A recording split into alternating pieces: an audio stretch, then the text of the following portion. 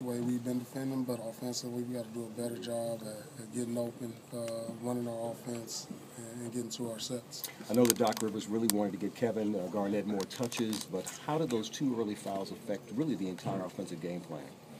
Well, everything we do, really surrounds on getting the ball to Kevin inside and working from there. And so when he gets into foul trouble, we have to find ways to make adjustments, giving other people other chances to step up. And then when he's not in the game, we really don't have inside presence, so we rely on getting stops, fast breaks, slashing to the basket. And they did a good job of keeping us out the paint for the most part. In the third quarter, the Knicks really began to take off. Where were they giving you the difficulties, and why were you guys not able to slow them down? We opened up that three-point game. We came out and gave Shumpert them 2 early threes. I think they made like 4 or 5 3-pointers there in the third quarter, and we've been defending the three pretty much well all game. And, that was a point of emphasis. So got to do a better job in that aspect overall. We owe the team shooting 40%, 85 points. A lot of things we're doing defensively I really like, but we have to do a better job offensively and not allow that pressure to get to us. And finally, how do you turn this around when you get back home to Boston for Game 3? Well, we got to look at the tape, make some adjustments, see what we can do better offensively. I think that's the key. We can hold them to 85 every night. I like our chances, but we got to be better offensively. All right, Paul, thanks. Guys, back to you in the studio. Well, how surprised are you that the offensive problems seem to repeat themselves in the second half? Well, it's tougher. It's tough when you don't have one of your inside presence out there.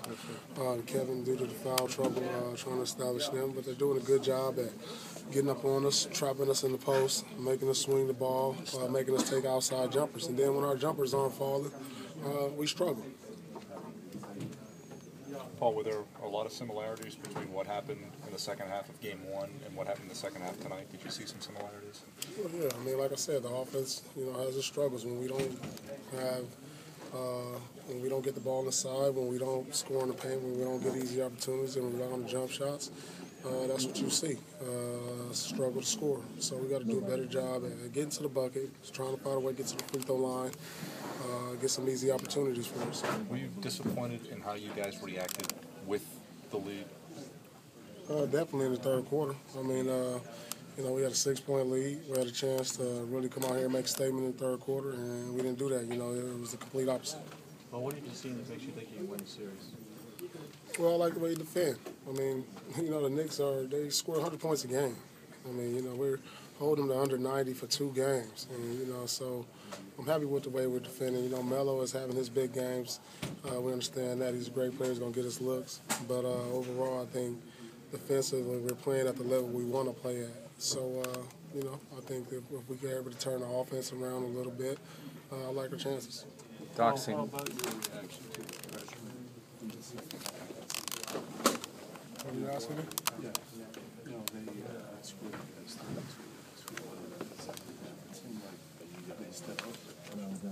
Yeah, that's what I've been saying all along. When they pick up the pressure, we got to be able to set better screens, allow ourselves to get open, be a little bit more physical. When they push, we got to push back. And I thought they just had us on our heels for most of the second half, and we got to be able to respond better to that. Thank you, Paul.